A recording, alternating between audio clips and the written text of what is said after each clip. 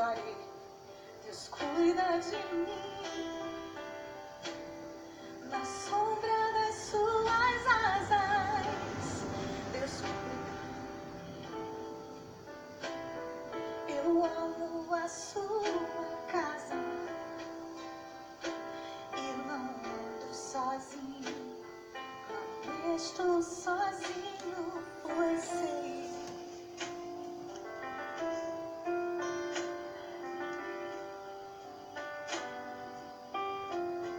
Deus cuida de mim, na sombra das suas asas, Deus cuida de mim.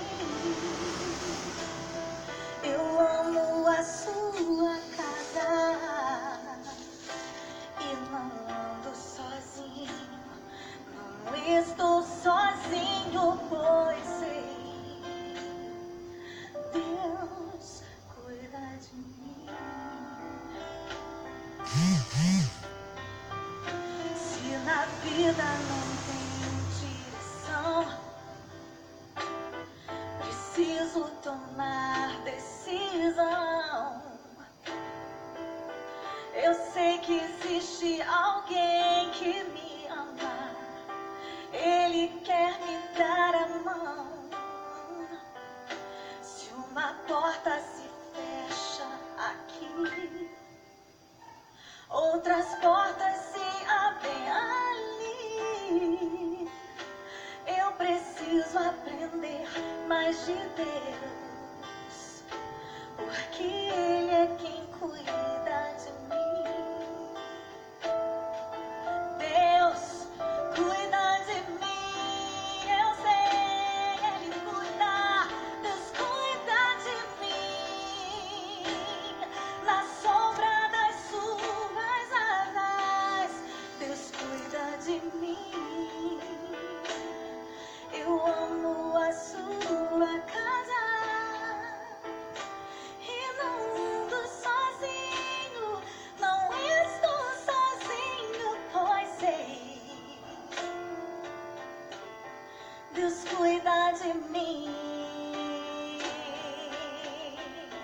Deus cuida de mim, na sombra das suas asas, Deus cuida de mim. Eu amo a sua casa e não ando sozinho, não estou sozinho, pois sei, Deus cuida de mim.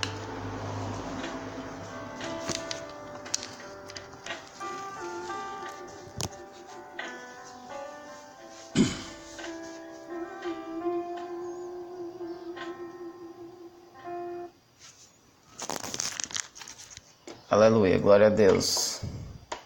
Irmãos, sou grato por estar aqui mais uma vez para fazer a vontade do Senhor Jesus e poder glorificar o seu poder, poder glorificar a sua graça, a sua palavra. E a palavra que Deus nos dá nesta manhã se encontra no livro de Atos dos Apóstolos, a partir do capítulo 9 até o verso 18, que fala sobre perseguição e arrependimento.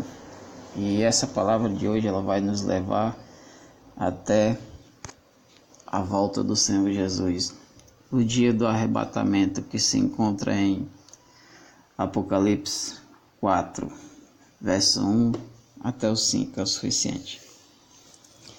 Irmãos, Deus ontem nos deu uma palavra poderosa que falava sobre mulheres estéreis. E eu citei os 10 casos que existem na Bíblia, né? De mães, de homens escolhidos por Deus que foram vitoriosos. Que homens de Deus nasceram de ventres estéreis, né? O caso do profeta Samuel, Sansão, José do Egito e o próprio João Batista. Hoje Deus ele nos pede para que nós falamos um pouco de arrependimento, a vida cristã, o crente no geral, e o grande dia, né? O arrebatamento do Senhor. Agradecer ao pastor André Reis Farias, que está nos assistindo neste momento. Bom dia, irmão. Atos dos Apóstolos, Marilene Rodrigues também acabou de chegar. Irmãos, Atos dos Apóstolos, capítulo 9, a partir do verso 1. Gostaria que seus irmãos tiverem Bíblia, acompanhem a leitura do Senhor. Diz assim a palavra do Senhor: E Saulo, respirando ainda ameaça e morte contra os discípulos do Senhor, dirigiu-se ao sumo sacerdote e partiu carta para Damasco, para as sinagogas, a fim de que encontrasse algumas daquela seita, que homens que mulheres o conduzir presos a Jerusalém. E indo ao caminho, aconteceu que, chegando perto de Damasco, subitamente o cercou um semblante de luz do céu, e caindo em terra, ouviu uma voz que lhe dizia: Saulo, Saulo, por que me persegues? E ele disse: Quem és, Senhor? E disse o Senhor: Eu sou Jesus, a quem tu persegues. Duro é para ti recalcitrar contra os agrilhões. E ele, tremendo, atônico, disse: Senhor, que queres que faça? E disse-lhe o Senhor: Levanta-te, entra na cidade, e lá te será dito o que te convém fazer. E os varões que iam com ele pararam espantados, ouvindo a voz, mas não vendo ninguém. E Saulo, levantando-se da terra e abrindo os olhos, não viu a ninguém. E agindo pela mão, o conduziram a Damasco. E esteve 3 dias sem ver, e não comeu e nem bebeu. E havendo em Damasco certo discípulo chamado Ananias, e disse-lhe Jesus: Disse o Senhor em visão a Ananias. E ele respondeu: Eis-me aqui, Senhor. E disse-lhe o Senhor: Levanta-te e vai à rua chamada direita, e pergunta em casa de Judá por um homem de Tarso chamado Saulo, pois eis que ele está orando. E numa visão ele viu que estava um homem chamado Ananias, e põe sobre ele a mão para que tornasse a ver.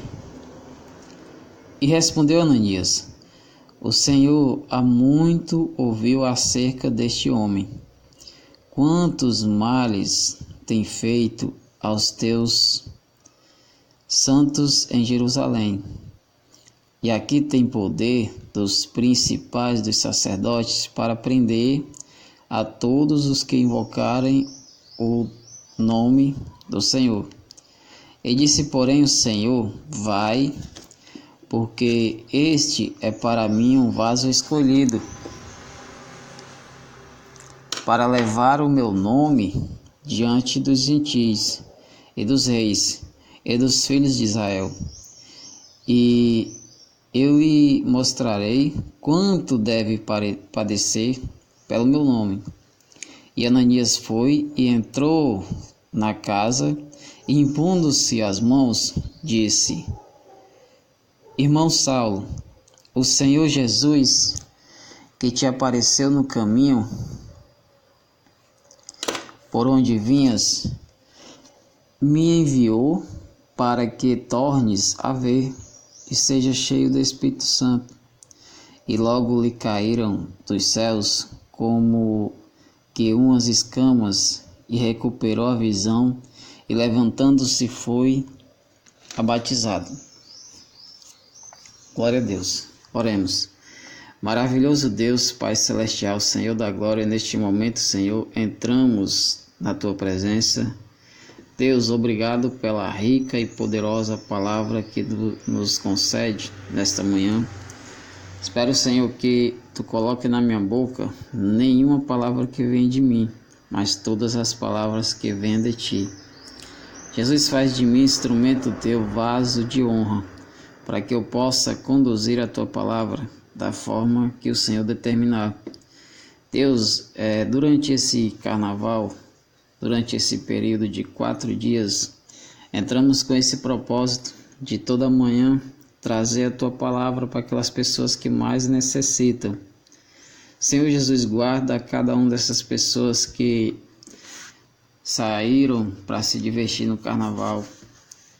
Senhor Jesus, protege a cada um deles, dando livramento de morte, e coloca sobre eles a proteção do Salmo 91, onde 1000 cairão ao teu lado, 10.000 ao teu direito, mas tu não serás atingido. Não importa, Jesus, se eles não te conhecem, não importa, Jesus, se eles não são crentes, não são evangélicos, o importante é que eles pertencem a Ti. O importante, Senhor, é que Tu veio para livrar o mundo.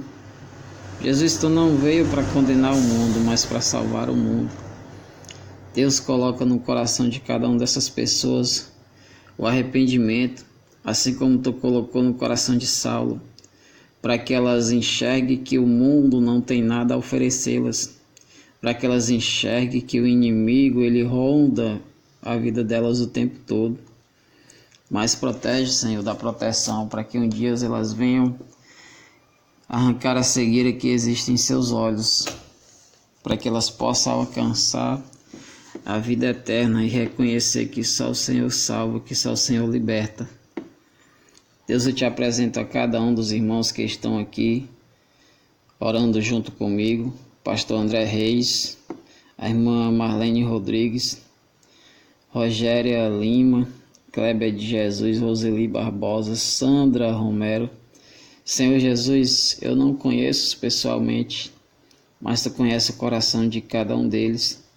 Tu sabe das suas necessidades antes mesmo que eles peçam, antes mesmo que eles precisem invocar o Teu santo nome, Tu já o conheces. Senhor Jesus, Tu escolheu desde o ventre de suas mães para eles conduzir a Tua palavra, para eles Te amar e Te adorar e Te respeitar acima de tudo. Deus, ainda há uma certa resistência dos homens com relação à Tua palavra, talvez porque estejam cegos, assim como estava Saulo, talvez porque o mundo ofereça coisas que, estando junto de Ti, demore para acontecer, porque assim, irmão, as obras do Senhor Jesus, elas não acontecem do dia para a noite, elas requerem um certo tempo para acontecer. Deus, eu te oro pelo irmão Everaldo Vieira, que acabou de chegar também. Deus, coloca Teu servo em Tua direção. Senhor Jesus, faz com que essas pessoas Te sirvam, faz com que essas pessoas Te adorem. Deus, em nome de Jesus, eu Te agradeço pelo alimento que tem posto em nossas mesas. Senhor, é da simplicidade, é da humildade que vive o ser humano. A Bíblia diz que aqueles que se exaltam serão humilhados, mas os que se humilham no Senhor serão exaltados. Deus, olha por essa humanidade pecaminosa que a cada dia se destrói. Senhor, estamos aguardando a Tua volta, para que Tu venhas salvar, libertar e curar o Teu povo, para que o inimigo seja envergonhado mais uma vez. É o que eu Te peço e Te agradeço, em nome de Jesus, amém, e graças a Deus. Irmãos, a palavra de Deus, ela conta no capítulo 9 de Atos dos Apóstolos, que foi escrita pelo próprio Paulo. Bom dia, irmão Luiz Silvestre. Irmãos, a palavra ela é rica, ela é poderosa. Atos dos Apóstolos, no capítulo 9, ela conta a transformação de um homem.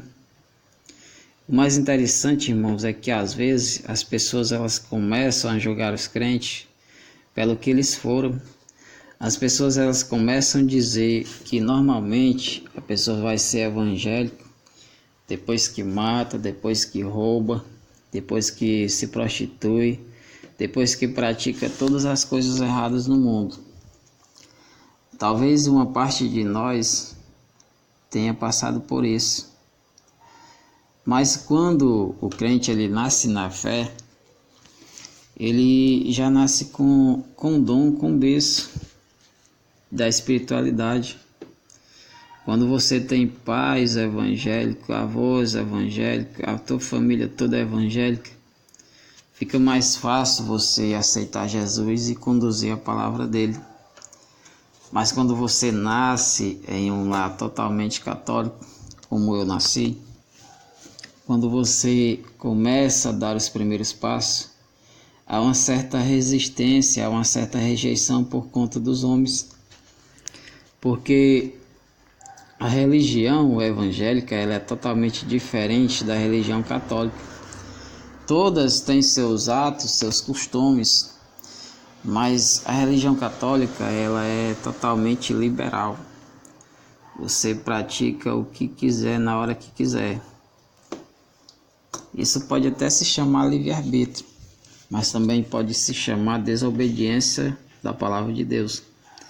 Enquanto o católico ele festeja o carnaval, ele participa das festas livremente, o evangélico ele é mais reservado. Ele só participa das festas do Senhor Jesus. Mas por que o crente ele é diferenciado? Porque o crente ele respeita os costumes cristãos. Ele respeita o que está na Bíblia, ele lê a Bíblia, ele conhece a palavra de Deus por completo. O católico, ele peca por falta de conhecimento. Ele peca por não conhecer a Bíblia. Irmão, o crente é santo, o católico não é? Não, irmão. Só estou relatando o que eu vivi e o que eu vivo nas duas religiões. Mas eu não vim aqui falar de religião. Eu não vim aqui falar de como que é a vida do cristão, como que é a vida do católico. Deus nos deu livre arbítrio.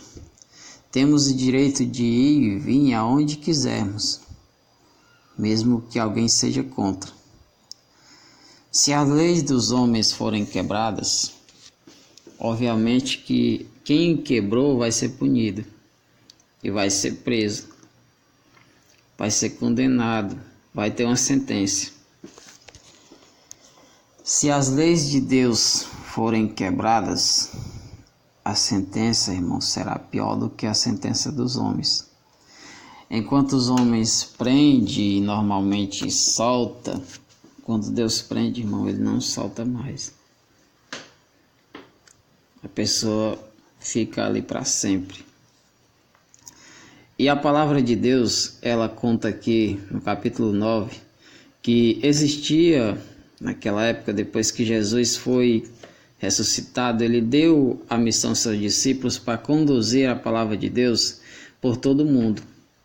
Quando Jesus fez isso, que deu autoridade aos seus discípulos para que eles salvassem, curassem, libertassem da forma como Jesus fez, os discípulos eles começaram a se espalhar por todo o mundo e a palavra de Deus ela começou a ser pregada de uma forma tão tremenda que as pessoas passaram a acreditar no que fez Jesus. E nós hoje acreditamos nisso porque nós sabemos que apenas Jesus deu a vida por nós. Não foi escultura esculpida por mão de homens, foi Jesus. Não foram os deuses do rei Nabucodonosor, foi Jesus. Não são as vacas, os bezerros de ouro e tudo mais que o mundo oferece como deuses criados por mão de homens. Simplesmente foi Jesus Cristo que deu a vida por mim e por você. E Saulo, quando ficou sabendo dessa seita, ele, por ser líder de um exército, ele por governar vários soldados do exército romano, ele andava destruindo quem pregava o evangelho. Ele andava perseguindo as pessoas que transmitiam a palavra de Deus, porque a palavra de Deus ela estava chegando a várias pessoas e as pessoas estavam se arrependendo de seus pecados e sendo salvos. E é o que os crentes fazem nos dias de hoje. Prega o evangelho livremente, abertamente, por todos os lugares, hospitais, ruas, praças, templos evangélicos, e agora está ganhando força nas redes sociais. Qualquer um de nós pode abrir a Bíblia, pode entrar ao vivo no Facebook, no Instagram, no Twitter, no YouTube, no WhatsApp, qualquer um. Basta ter coragem. Conhecimento vai adquirindo aos poucos. Irmão, não tem um dom de pregar? Tem, irmão. Todos nós temos um dom de pregar, porque todos nós servimos a Deus. E quando nós servimos a Deus, o Senhor dá sabedoria, dá discernimento. Ah, mas eu não falo bonito como o meu pastor, não. Fala da forma que tu souber, irmão. O importante é tuas orações chegar aos céus. Não é o pregador mais importante do que a palavra. Não é o ministrador mais importante do que a palavra que está sendo ministrada. Essa barreira ela tem que ser quebrada, irmão, de achar que só o pastor prega, de achar que só o obreiro prega, de achar que só o pregador de fora é que tem importância. Isso tem que ser quebrado dentro das igrejas. Às vezes Deus quer usar o irmão que está sentado lá no banco de trás. Às vezes Deus quer usar o irmão de roupa simples, humilde, agricultor, que tem as mãos calejadas, mas que tem um conhecimento enorme, mas que a oportunidade não é dada para ele, porque ele não anda de Hilux, porque ele não é rico, porque ele não tem dinheiro, porque ele é simples. Noé também era agricultor, irmão, e Deus usou ele. Moisés era um homem simples e Deus usou ele. Saulo era um homem que andava perseguindo as pessoas que ministravam a palavra de Deus. E a Bíblia conta no capítulo 1 que, respirando ainda ameaça e morte contra os discípulos do Senhor, dirigiu-se ao sumo sacerdote e pediu carta para Damasco, para as sinagogas, a fim de se reencontrar algum daquelas seitas que homens ou mulheres conduziu para Jerusalém. A Bíblia diz que Saulo ele se ofereceu para caçar as pessoas que pregavam a palavra de Deus. E aqui no capítulo 4 diz: E caindo em terra, ouviu uma voz que lhe dizia: Saulo, Saulo, por que me persegues? Essa voz que chegava ao ouvido de Saulo era nada mais nada menos que a voz do Senhor Jesus. Saulo, por que tu me persegues, se tu não me conheces? Por que tu quer me destruir, se eu não te fiz mal algum? Talvez Jesus dissesse essas palavras para ele. E no capítulo 6 diz o seguinte: E ele, tremendo, atônico, disse: Senhor, que queres que te faça? Disse-lhe Jesus: Levanta-te e entra na cidade, e lá te direi o que convém fazer. O mais interessante é que Jesus, quando Ele quer que nós façamos a obra, quando Ele quer que nós trabalhamos para o Senhor, e há uma certa resistência, e nós começamos a se perguntar: o que será que Deus quer de mim? O que será que Jesus quer de mim? Porque eu tenho orado, porque eu tenho jejuado e nada tem acontecido. Eu tenho pedido bênçãos a Deus e nada acontece. Talvez eu esteja orando de forma errada. Quando Jesus chega para Saulo, que diz isso: Por que tu me persegues? Irmão, o mundo, ele persegue os filhos de Deus, não é de hoje não, irmão. é desde o início da humanidade. E o crente que não passa por luta, o crente que não passa por tribulações, algo está errado. Porque o próprio Jesus disse: no mundo tereis aflição, mas tende bom ânimo, eu venci o mundo. No mundo tereis aflições. E quando você estiver passando por luta, quando você estiver passando por tribulação, não murmure. Simplesmente dê glória a Deus. O salmista Davi dizia que nós devemos dar louvores ao Senhor em todas as situações. Se está bom, glória a Deus. Se está ruim, glória a Deus. Se a prova vem, glória a Deus. Se a dificuldade existe, glória a Deus. Por mais que as lutas venham a nos assolar, por mais que as dificuldades venham a nos rondar, Deus é conosco, irmão. Jesus é conosco. Por mais que eu entre no barco e esse barco comece a balançar, as ondas o joguem para um lado e para o outro, e por mais que meus amigos pulem fora desse barco, por mais que meus familiares me abandonem e deixem eu sozinho dentro do barco, eu tenho que me lembrar que eu sou um escolhido de Deus.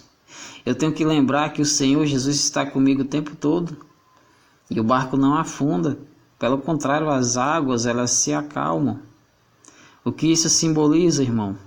Simboliza o seguinte: às vezes quando você está passando por prova, às vezes quando você está passando por luta, assim como Jó passou nas suas provações, todas as pessoas que se dizem ser seus amigos, elas se afastam de você, sem dar explicação. Mas por que isso acontece? Porque elas não são merecedoras da glória de Deus que existe em você. Mas o que importa não é a prova que tu está passando, o importante é a vitória que tu vai alcançar no final dela. Toda prova tem uma vitória, irmão. Mas, irmão, às vezes eu passo pela prova e não alcanço a vitória, porque você não se humilhou nos pés do Senhor, porque você simplesmente olhou para o problema e não para a solução do problema. Existe mal que vem para o bem, irmão. Às vezes, quando Deus não permite que você vá a um certo lugar, é porque Ele está te dando livramento. Às vezes, quando você sonha em fazer uma viagem, planeja tudo aquilo uns 10 até mesmo 20 dias antes e a viagem não acontece, talvez você possa padecer na estrada e Deus te deu livramento. E aqui no capítulo 9 diz o seguinte, no verso 9: e esteve 3 dias sem ver, e não comeu e nem bebeu. E havendo em Damasco certo discípulo chamado Ananias, disse-lhe ao Senhor em visão: Ananias, e ele respondeu: eis-me aqui, Senhor. O interessante é quando nós clamamos a Deus, quando nós buscamos a presença de Deus, nós temos que falar o que falou Ananias: eis-me aqui, Senhor, para fazer a tua vontade, para viver do teu amor. E é dessa forma, irmão. E quando Saulo se encontrou cego depois que Jesus o tocou, Saulo foi em direção à cidade de Damasco. Jesus envia um homem chamado Ananias para lhe devolver a visão. E Jesus, aqui no capítulo 15, diz o seguinte: e disse, porém, o Senhor: vai, porque este é para mim um vaso escolhido para levar o meu nome diante dos gentios e dos reis e dos filhos de Israel. Deus, ele usou um deles. Saulo fazia a vontade das pessoas que praticavam o mal. Saulo matava e destruía as pessoas que pregavam o evangelho. E Jesus disse: é esse que eu vou usar. Interessante é que Deus, ele usa o pequeno para confundir o grande.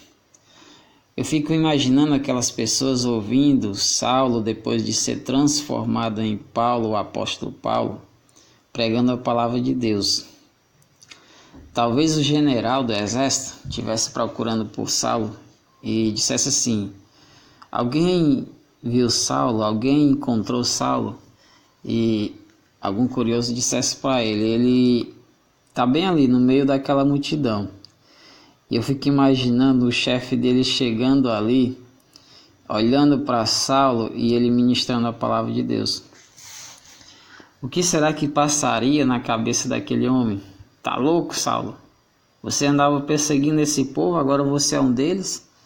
Você andava matando esse povo, agora você faz o mesmo que eles? Deus usa o pequeno para confundir o grande, irmão. E é muito interessante o que Jesus faz. E Saulo, ele se transforma nada mais, nada menos que um dos principais apóstolos, talvez o principal apóstolo da Bíblia, porque ele, de perseguidor, ele virou adorador. De perseguidor, ele passou a fazer a vontade do Senhor. E isso Deus cobra de nós, irmãos. Ao invés de nós estarmos brigando, discutindo por bobagem, perseguindo aquelas pessoas, até mesmo elas nos perseguindo, os evangélicos, irmãos, eles são vistos no mundo dessa forma. São perseguidos o tempo todo, são perseguidos todos os dias. E quando eu disse para você que você ora e nada acontece, talvez você esteja orando de forma errada, talvez você só esteja enchendo a Deus de pedidos. Senhor, eu necessito de um carro, eu necessito de uma casa, eu necessito de um bom emprego, eu necessito de uma conta recheada para mim viver uma vida ótima, para mim viver uma vida reta. Irmão, essa vida não existe no reino de Deus. Essa vida, ela não existe dessa forma que você está pedindo. Irmão, o crente, ele não vai viver uma vida sossegada, viver uma vida tranquila nessa terra. No dia que o crente tiver tudo aos seus pés, tiver tudo ao seu alcance, com facilidade, o coração dele terá se corrompido. O coração dele terá se enchido de amargura, de pedra, de desejo carnal, de corrupção, de decepção humana. Irmão, essa vida que talvez você peça em oração, ela pertence aos políticos, aos corruptos, aos empresários que exploram o povo quando paga migalhas e chama isso de salário. Porque o presidente que trai o seu aliado, que quer implantar leis trabalhistas e que quer dar um aumento de R$17, sinceramente, talvez ele esteja vivendo a vida que você citou em oração. Irmão, o crente, quando ele orar, ele tem que orar dessa forma: Deus, eu te agradeço pelo pouco que tem me dado. Eu te agradeço pelo alimento, te agradeço pela minha família, pelos meus filhos, por todos os meus familiares. Senhor, eu sei que neste mundo eu sou perseguido, eu sei que nesse mundo eu sou odiado por amar a Ti. Mas Tu mesmo falou, Senhor, que no mundo eu tereis aflição, mas que eu tivesse bom ânimo, porque Tu venceu o mundo. Se odiaram a Ti, Senhor, irão odiar a mim também. Mas eu estou disposto a pagar o preço que Tu pagou por mim naquela cruz. Eu estou disposto a passar pelas provações que Tu passou naquela cruz por mim. Senhor, por mais que o diabo me persiga, por mais que o diabo me ofereça casa, carro, riqueza em abundância, eu não aceito, Senhor, porque eu pertenço a Ti. E não importa o que eu passe nessa terra, o importante é que eu vou morar no céu junto contigo. É mais ou menos dessa forma que o crente tem que orar, irmão. A gente tem que parar de estar enchendo a Deus de pedidos e passar a agradecer o pouco que Ele nos deu. Mas, irmão, é difícil ser crente. E quem disse que ia ser fácil? Irmão, é difícil servir a Deus. E quem disse que ia ser fácil? Fácil é servir ao mundo, irmão. Porque a prostituição está em toda esquina. Talvez o sexo não seja mais nem vendido, seja oferecido de graça mesmo, só pelo prazer. Fácil, irmão, é você entrar no vício das drogas, da bebida, porque o primeiro gole, o primeiro trago, tudo é de graça. Depois é que você é cobrado por isso. Mas depois que entra, só sai morto. Fácil, irmão, é eu conseguir casa, carro, riqueza, ter uma vida confortável, se eu me corromper.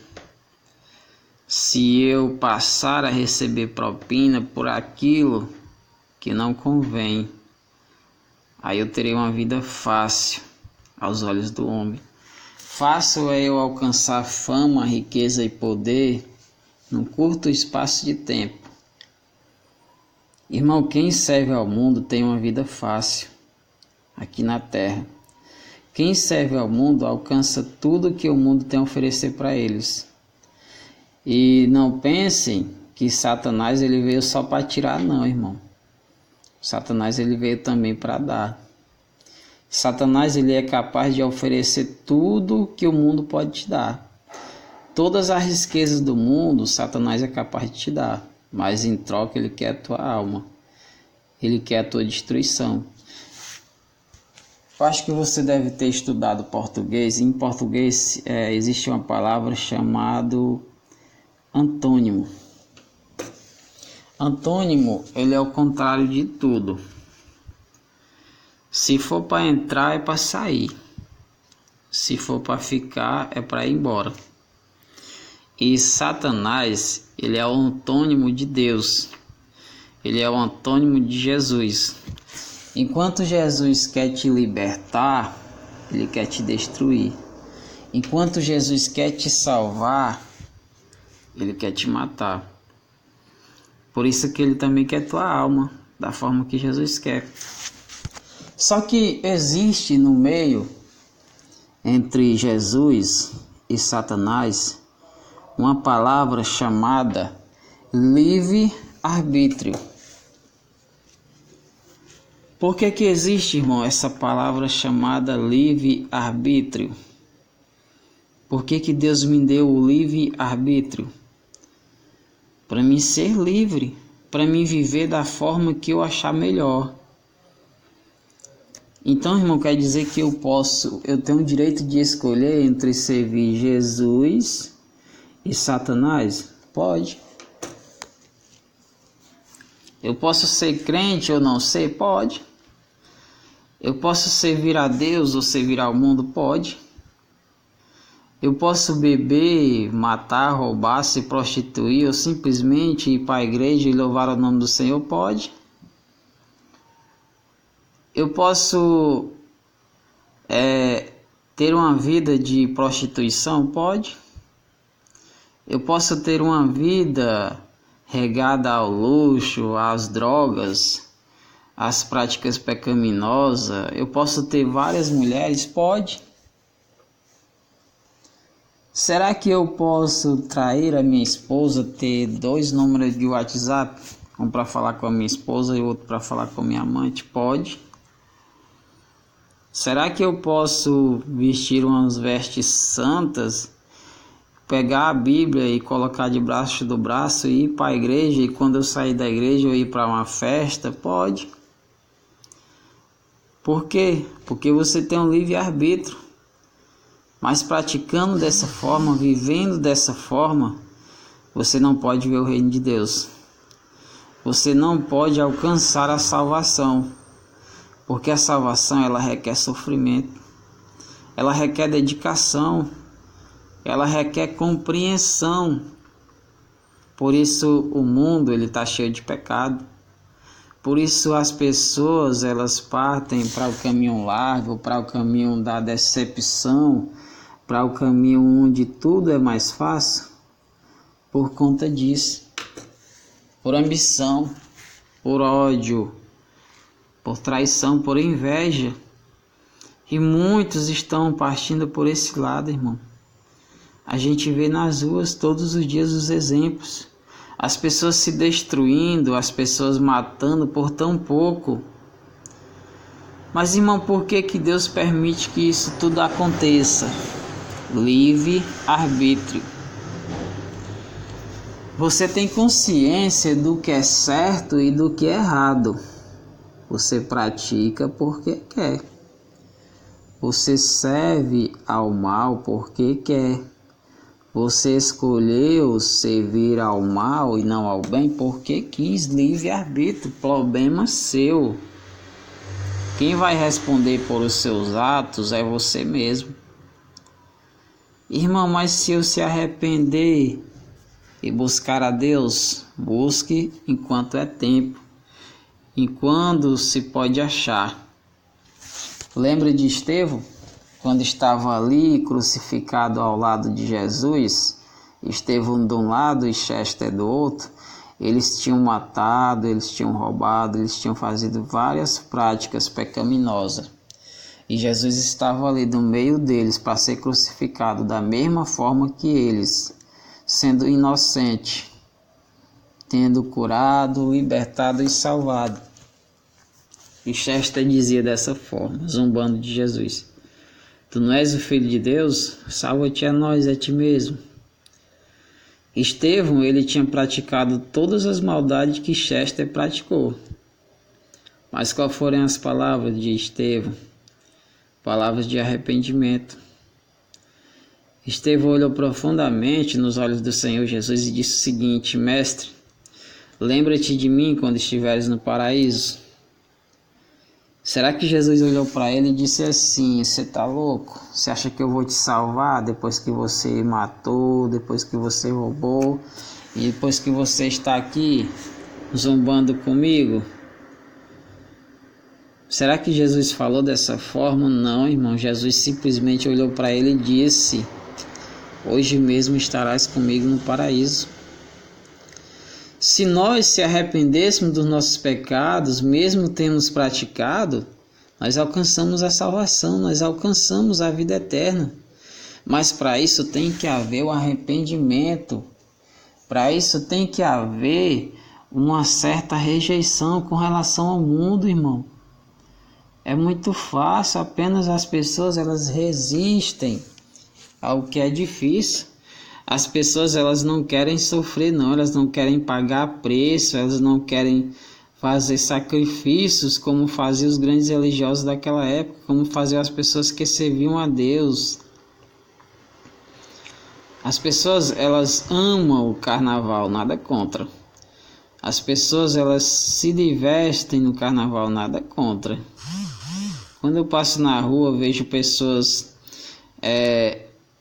brancas de gomas, com copos de cerveja na mão, pulando, gritando, achando que aquilo é uma maravilha. E essas pessoas elas passam 4 dias dessa forma. E o mais curioso é que o carnaval eu resumo ele em uma frase: no início todo mundo é rico, no final todo mundo é liso. E as pessoas, elas começam a se divertirem, começam a gastar o dinheiro que tem, ou talvez até o que não tem. Talvez muitos tenham vendido até seus objetos para viajarem, para brincarem, o que se dizem chamar de carnaval. E ali eles praticam de tudo: sexo ao ar livre, droga ao ar livre, tudo é permitido. Talvez até as autoridades venham e não fazem nada, né? Porque é normal, é carnaval, é a festa popular brasileira e é o que importa. Quando acaba essa festa, as pessoas voltam à realidade. Elas saem do mundo da fantasia e voltam a viver a realidade. Só que nessa realidade talvez exista o desemprego. Talvez nessa realidade exista a necessidade. Talvez falte o alimento, talvez falte o básico, talvez falte a saúde, porque doenças são adquiridas no carnaval. Gravidez indesejada são adquiridas no carnaval. E quando esse mal cai sobre as pessoas e elas passam a entender que o mundo é dessa forma, ele oferece tudo e depois tira tudo, e a gente sabe que Satanás está por trás de tudo isso.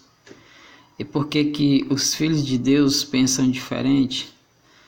Porque eles têm o temor de Deus. Por que as pessoas que vivem no mundo não pensam dessa forma? Eu lá vou ser crente, andar só para a igreja, tendo aquela vidazinha medíocre, aquela vidazinha só de chegar lá, orar e voltar para casa e dormir cedo e papapá, aquelas baboseiras que o mundo pensa que é dessa forma que o crente vive. Só que o mundo acaba esquecendo que Jesus vai voltar. Só que o mundo acaba esquecendo que Deus, ele escolheu os seus. E vamos falar um pouco a respeito de arrependimento. Acho que nós já acabamos de falar quando contamos a história de Saulo, do apóstolo Paulo, de Saulo a Paulo. Agora vamos falar um pouco do arrebatamento. O arrebatamento, irmãos, pouca gente tem esse conhecimento. O arrebatamento ele é citado em vários livros da Bíblia. Ele é citado em João 14, 1 e 3, Atos 1, 9 e 14, 1 Coríntios 15, 51 e 52, 1 Tessalonicenses 4, 15 e 17, 2 Pedro 3, 14, Lucas 24, 50 e 51, Gênesis 5, 23 e 24, Hebreus 11, verso 5, 2 Reis 2, verso 11, 2 Coríntios 12, 2 e 4, Apocalipse 4, versos 1. Vamos para o livro do Apocalipse. Irmãos que quiserem nos acompanhar.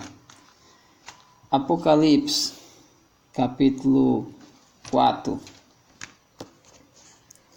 verso 1 adiante. Diz assim a palavra do Senhor. Primeiro vamos ler no capítulo 3, no verso 20, diz assim: Eis que estou à porta e bato. Se alguém ouvir a minha voz e abrir a porta, entrarei em sua casa e com ele cearei, e ele comigo. Capítulo 4, verso 1. Depois dessas coisas, olhei e eis que estava uma porta aberta no céu. E a primeira voz que, como de trombeta, ouvirá falar comigo, disse: Sobe aqui e mostra-te as coisas que depois destas devem acontecer. E logo foi arrebatado em espírito, e eis que um trono estava posto no céu, e assentado sobre o trono. E o que estava sentado era na aparência semelhante a Pedro e Jaspés, de sardônica, e o arco celestial estava ao redor do trono e era semelhante à esmeralda. Irmãos, as pessoas elas estão produzindo aí no canal de televisão uma novela com o nome de Apocalipse. Aí elas tentam mostrar o que aconteceu lá no livro de Apocalipse e o que acontece nos dias de hoje. Só que às vezes a televisão ela mostra de forma diferente, ela não mostra realmente como que o fato ocorreu.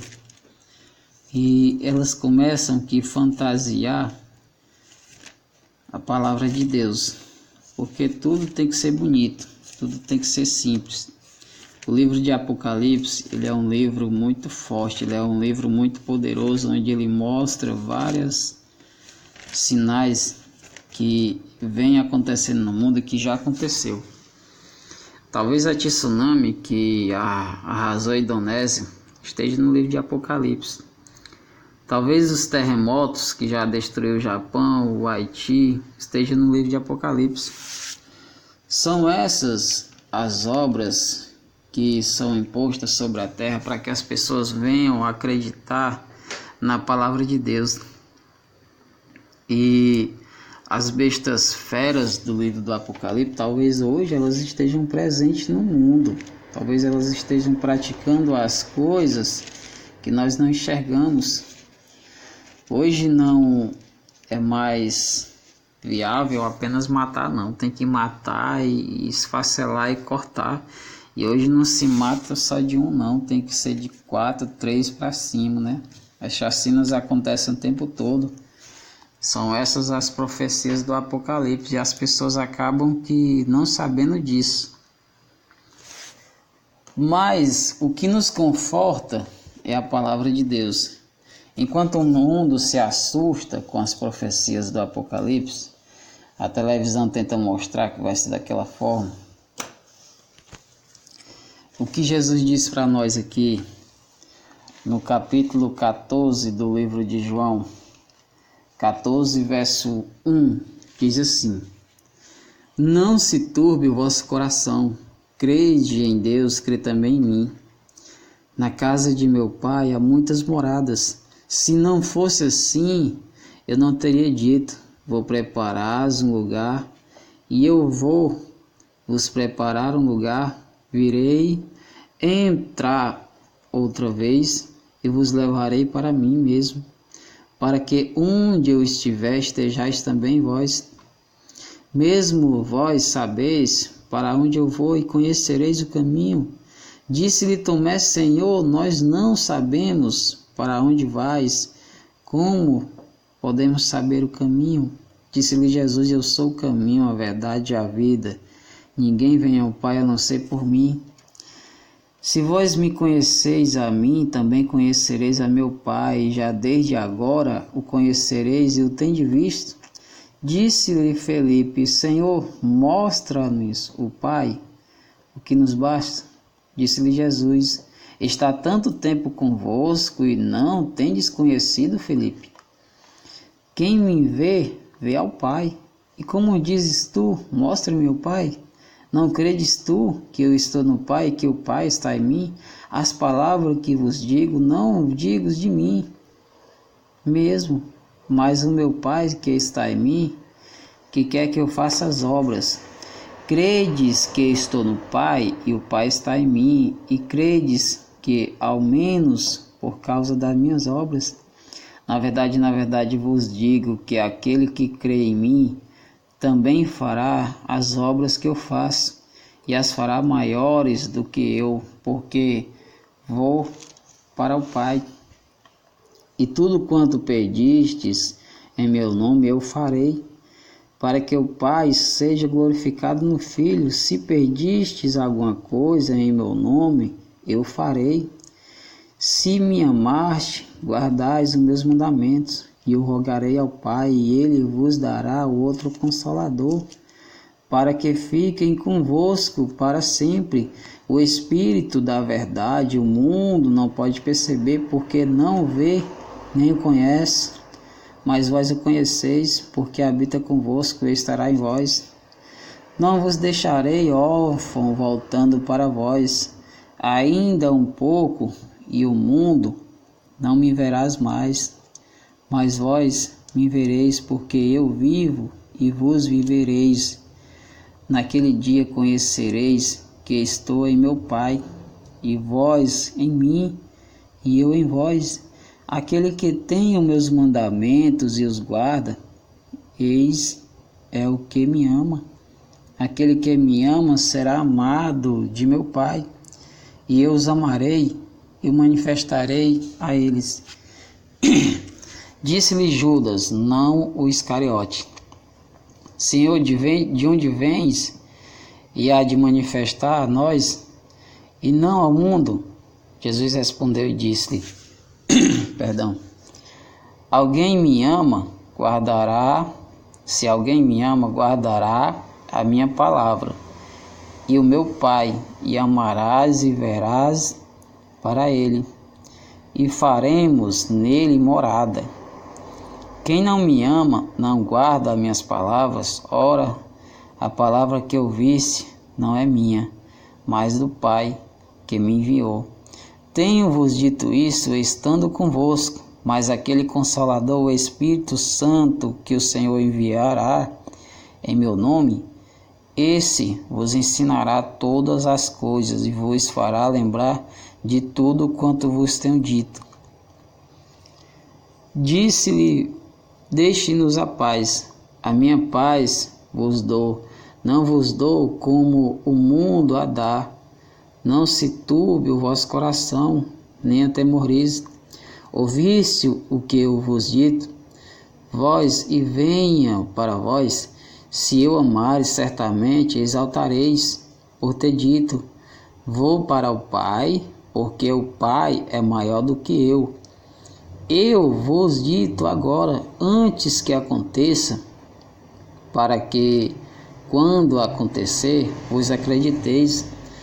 Já não falareis muito convosco, porque se aproxima o príncipe deste mundo, e nada tem em mim, mas é para mim, é para que o mundo saiba que eu amo, e o Pai, que faça como o Pai me mandou, levantando-se vós daqui.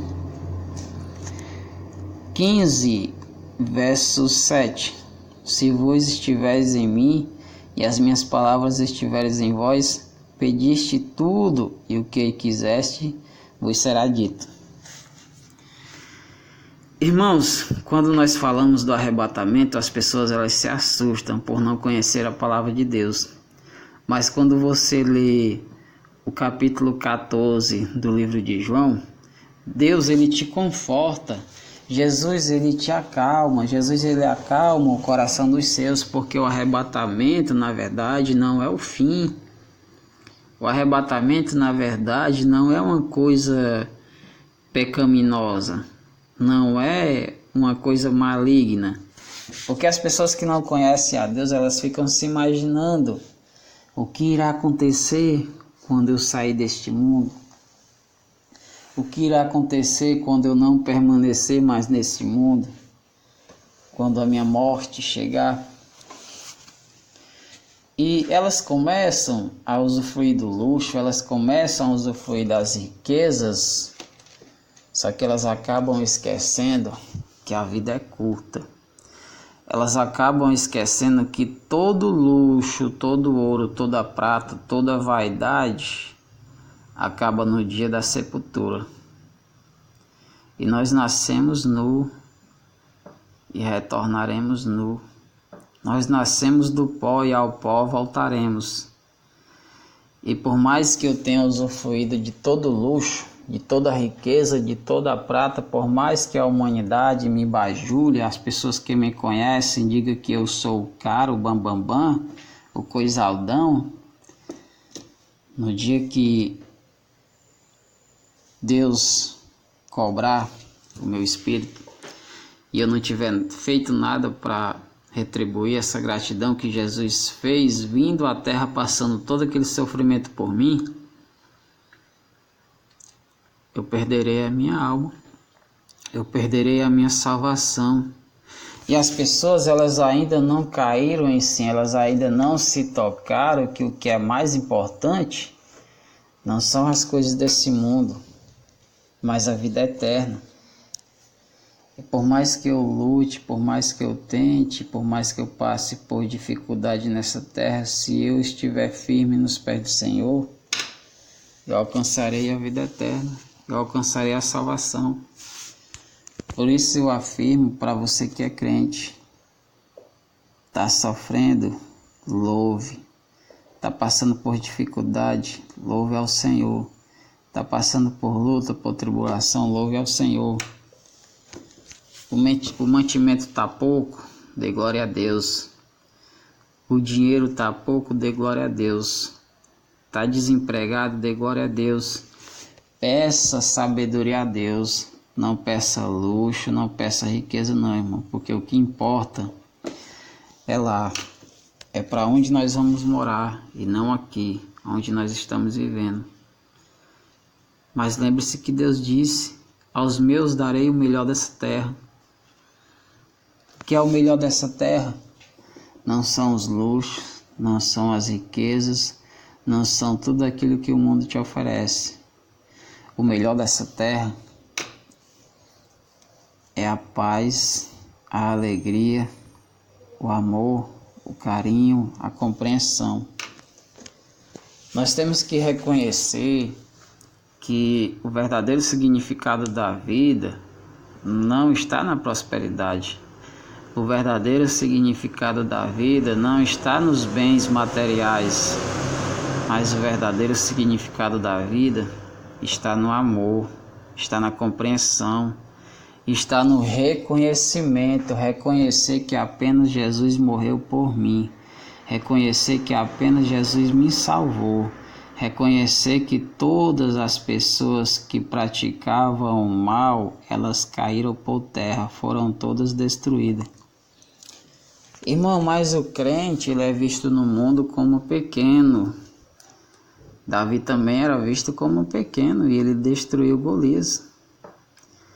Irmão, mas o mundo, ele nos persegue, ele tenta nos destruir, ele faz pouco de nós, ele não nos respeita. Fizeram isso com Jesus, fizeram isso com o Salvador do mundo. Jesus ele veio ao mundo salvar, curar e libertar, porque Deus ele procurou entre a humanidade um homem sincero, um homem reto, que pudesse praticar tamanha proeza, e Deus não encontrou.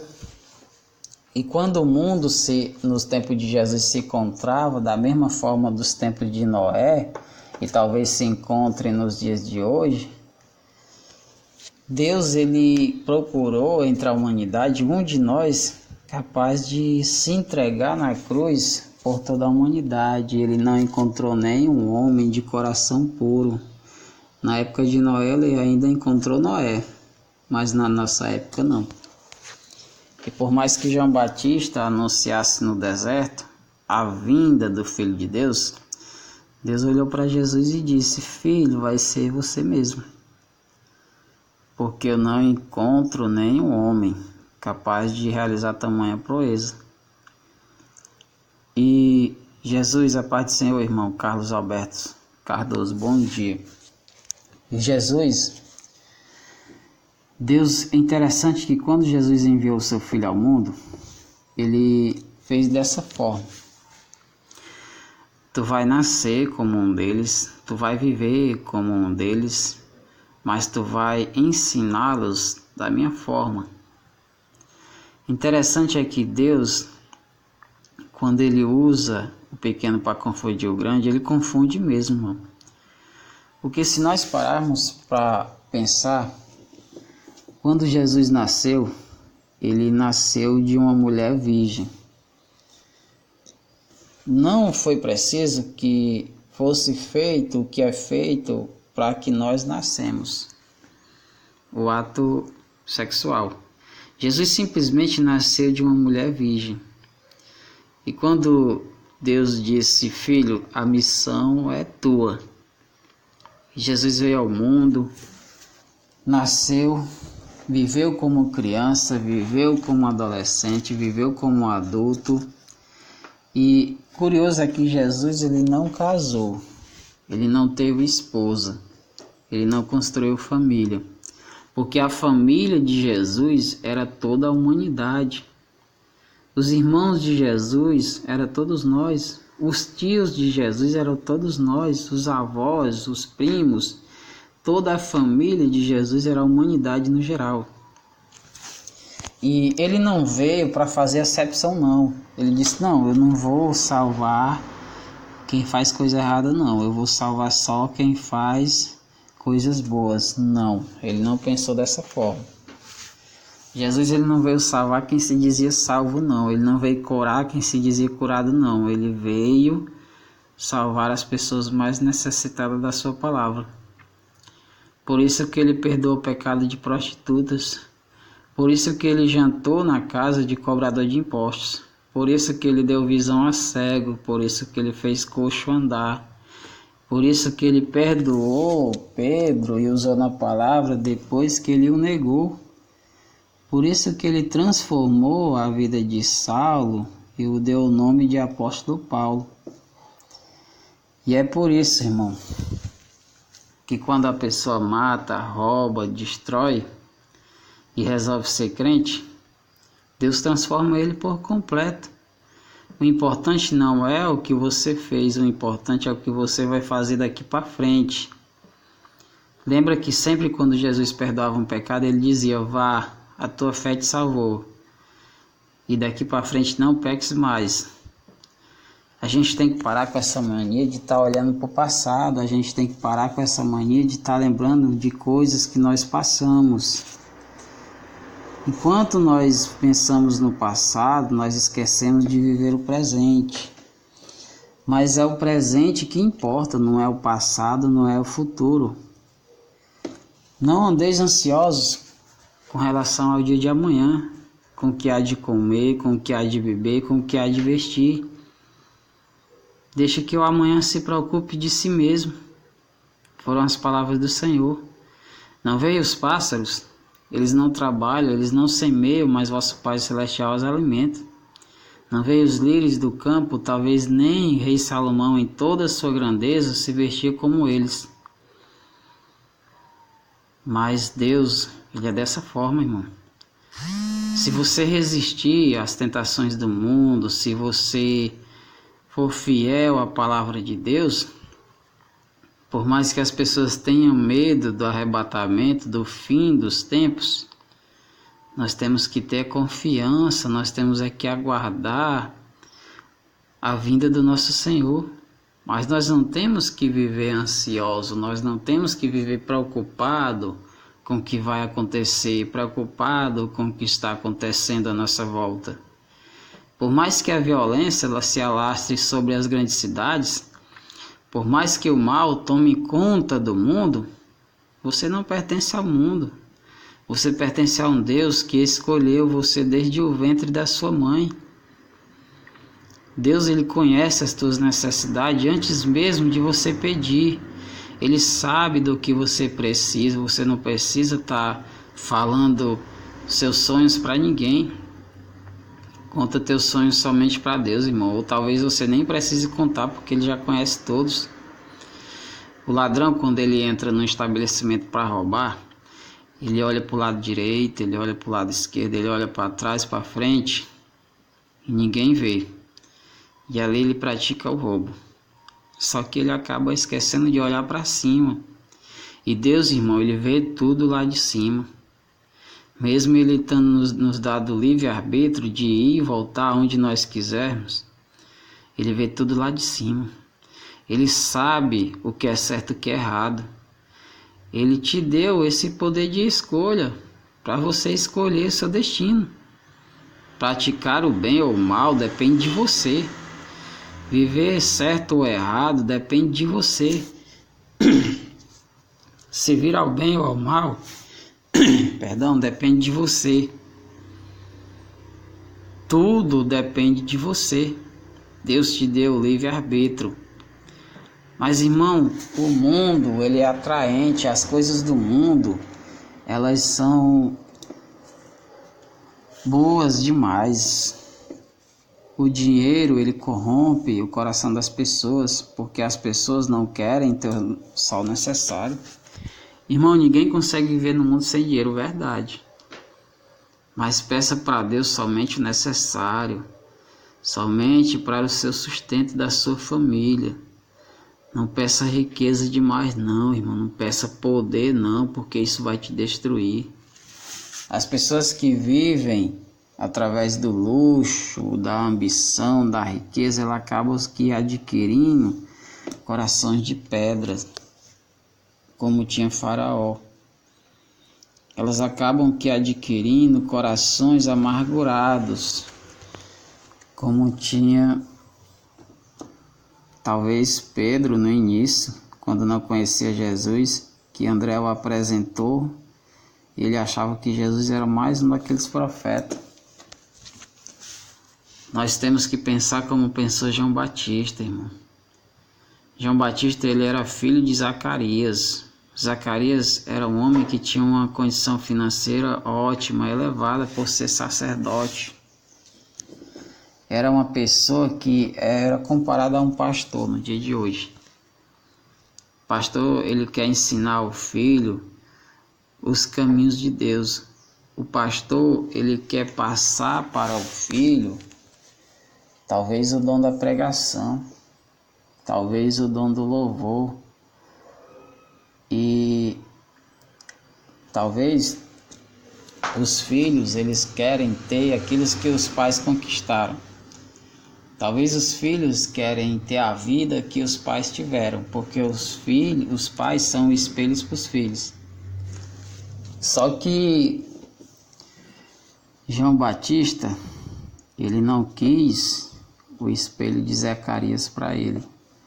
João Batista não quis ser pastor dentro das igrejas. João Batista não quis viver aquilo que seu pai determinou para ele, porque a missão dele era outra, era de anunciar a volta do Filho de Deus. Por isso ele foi para o deserto, ele foi viver no deserto, ele foi anunciar as boas novas, ele abriu mão do luxo que tinha dentro de casa, ele abriu mão da vida mansa que tinha dentro de casa.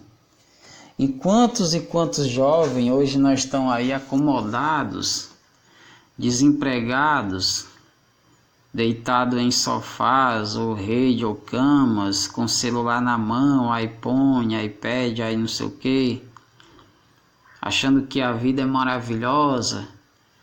Eu vou trabalhar para que se meu pai me dá dinheiro? Eu vou trabalhar para quê se daqui a pouco eu vou sair aí, vou pegar meu carro, vou me divertir, vou fazer tudo que o mundo me oferecer? Mas ele acaba esquecendo que depois vem as cobranças.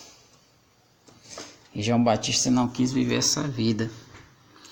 João Batista foi para o deserto, se humilhar na presença do Senhor e anunciar a vinda do Filho de Deus. A volta é nos dias de hoje. E quando Jesus chega à presença de João Batista, ali ele sente que era o Messias. Jesus simplesmente pede para que ele o batize. E João Batista diz o seguinte: Senhor, eu não sou digno nem de amarrar tuas sandálias, e tu vem a mim pedir para que eu batize? E o que o mundo fez com João Batista? Degolou sua cabeça. E o que o mundo fez com João Batista? O crucificou. Irmão, o que eu estou querendo dizer para você é que o mundo, ele não tem nada a te oferecer não, irmão, a não ser a sua destruição. O mundo, ele não tem nada que possa te dar de conforto. Por mais que o luxo exista no mundo, o conforto, ele existe em Deus. Por que as pessoas ricas, elas não conseguem dormir um sono sossegado? Porque elas se preocupam com o dia de amanhã. Porque elas se têm medo de que sua riqueza desapareça. E o que Jesus diz? Que ele cresça e eu diminua. Que desapareça toda a maldade que há no mundo. E as pessoas acabam que esquecendo isso. Por quê? Porque elas não têm um conhecimento bíblico. E você tem. O que importa, irmão, é a tua salvação. É o lugar que tu vai morar depois dessa vida. Não importa o que você tem passado aqui não, irmão. Mas o importante é o que você vai passar lá, é o que você vai viver lá. E Deus, ele conhece os seus. E você é um escolhido de Deus. Você é vaso de honra aqui na terra. Faça somente aquilo que Jesus coloca no teu coração. Mas que a glória de Deus desça sobre você. Abra seu coração para Ele. Deixa Deus te corrigir, irmão, por dentro. Não é por fora não, irmão, é por dentro. O que importa é o teu coração. Irmãos, Queria agradecer a cada um de vocês pela presença de hoje. O pastor André Reis, Marlene Rodrigues, Rogéria Lima, Kleber de Jesus, Roseli Barbosa, Sandra Romero, Edivaldo Vieira, Luiz Silvestre, Patrícia, Juscelene, Marilene, Benedita, João Roberto, Tita, Tati Silva, Maria das Dores, Carlos Alberto, Rose Peixoto e Maria do Carmo. Espero que Deus abençoe a cada um de vocês, que essa palavra tenha tocado profundamente nos seus corações. Tenham todos um bom dia. Amém. E graças a Deus. A paz do Senhor. E até amanhã, irmão. Bom dia.